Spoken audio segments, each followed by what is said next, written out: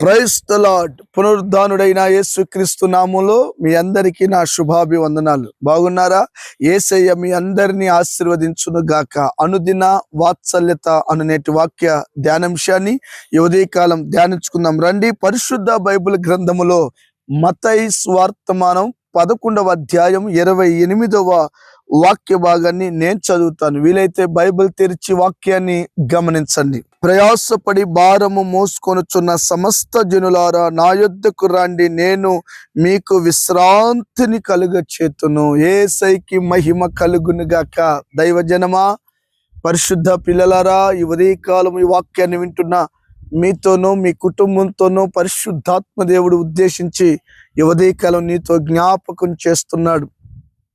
నీవు భారాన్ని మోయలేక ఏవండి కన్నీళ్ళే అన్నపానాలుగా మార్చబడుతున్నాయేమో కదా. ప్రస్తుతం అప్పుల భారం, రోగ భారం, పిల్లల భారం, ఏవండి చుట్టూతో ఉన్న ప్రజల భారం, ఆఫీసులో భారం, వ్యాపారంలో భారం, ఎక్కడ చూసినా అధికమైన భారాన్ని నువ్వు మోయలేక తల్లడిల్లిపోతున్నావు కదూ. శుభవార్త, సువార్త. ఏంటో శుభవార్త, ఏంటి సువార్త? సు అంటే మంచి వార్త. సహజంగా చాలా మంది మంచి వార్త అంటే ఏమండి మన ప్రియమైన తల్లులకి అమ్మా 100కి 3 చీరలు ఇస్తున్నారంటే ఇది వాళ్ళకి శుభవార్త. ఏమండి ఏదైనా అందుబాటులో బంగారు షాప్ పడిందంటే అది వారికి శుభవార్త.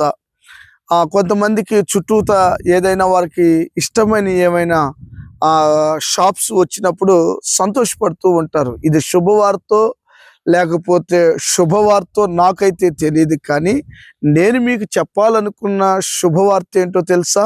స్వార్థ ఏంటో తెలుసా? మంచి వార్త ఏంటో తెలుసా? ఇప్పటి వరకు నువ్వు మోయలేక మోస్తున్నవే నీ భారం, అది ఏ భారమైనా కావచ్చు. అది రోగం ఎక్కువైపోయి తట్టుకోలేక చావాలనుకుంటున్నావేమో, అప్పులు ఎక్కువైపోయి నేను మోయలేకపోతున్నాను చనిపోవాలనుకుంటున్నావేమో, భర్తతో తట్టుకోలేక, భార్యతో తట్టుకోలేక, పిల్లలతో తట్టుకోలేక, చుట్టూత ప్రజలతో తట్టుకోలేక కన్నీరే మున్నీరైపోతున్నావేమో. నా యేసయ్య అంటున్నాడు ఈ ఉదయకాలం, ప్రయాసముతో ఎందుకు నువ్వు బాధపడుతున్నావు? భారము మోయలేక ఎందుకు నువ్వు కన్నీళ్లు కారుస్తున్నావు? నా యొద్దకు రా, నేను మీకు విశ్రాంతిని కలగ చేస్తాను. యేసయ్యకి మహిమ కలుగును గాక. ఏమండి ప్రియమైన దేవుని పిల్లలారా, ఈ ఉదయకాలం నీతోనే ప్రభు మాట్లాడుతున్నాడు. ఏ భారంతో నీవు ఉన్నావు? ఏ వేదనతో నువ్వు ఉన్నావు? ఏ కన్నీళ్లతో నీవు ఉన్నావు? ఏమండి నీ జీవితంలో భారాలు మోయలేక, ఏమండి తట్టుకోలేక, తాళలేక నీ జీవితంలో కష్టాలు పాలైపోయి వేదన చెందుతున్నావా? రా. అది ఎట్టి భారమైనా, అది ఎట్టి శ్రమైనా, అది ఎట్టి ఘోరమైన పరిస్థితి అయినా నా దేవుడు నీకు విశ్రాంతిని కలుగ చేస్తాడు. ఏ భారంతో ఉన్నావు? ఏ కష్టముతో ఉన్నావు? ఏ కన్నీళ్లతో ఉన్నావు? నిశ్చయముగా పరలోకమందున్న దేవుడు మీకు సహాయము చేయునుగాక. ఆమెన్. Thank you.